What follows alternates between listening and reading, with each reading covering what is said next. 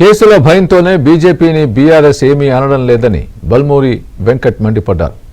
గ్లోబరీనా సంస్థకు కేటీఆర్ అక్రమంగా టెండర్లు కట్టబెట్టారని ఆగ్రహం వ్యక్తం చేశారు. 26 మంది విద్యార్థుల చావుకు కారణమైన కేటీఆర్ క్షమాపణ చెప్పాలని డిమాండ్ చేశారు.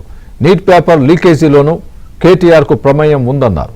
కేటీఆర్ మహాధర్నా చేపడితే ఎవరూ నమ్మే పరిస్థితి లేదని అన్నారు బల్మూరి వెంకట్. దీక్షలు చేస్తే తెలంగాణ ప్రజలు ఎవరు కూడా నేను నమ్మే పరిస్థితి లేదు అని చాలా క్లియర్ గా చెప్తున్నాం. ధర్మేంద్ర ప్రధానికి ఈ రోజు ఆ సంస్థకి ఆ టెండర్ సిబిఎస్ఈకి సంబంధించిన టెండర్ కట్టబెట్టడంలో కూడా కేటీఆర్ ప్రమేయం ఉంది. కేటీఆర్ ఏదైతే నేర్పించిన లీకులే ఈ రోజు భారతీయ జనతా పార్టీ కేంద్ర పరిధిలో ఈ లీకులు ఇక్కడికి నేర్పిస్తే అక్కడ కంటిన్యూ అయ్యి ధర్మేంద్ర ప్రధాన్ కూడా ఆయన పరిధిలో కూడా ఈరోజు కేంద్ర పరిధిలో నీట్ ఎగ్జామినేషన్స్ లీక్ అయినాయి.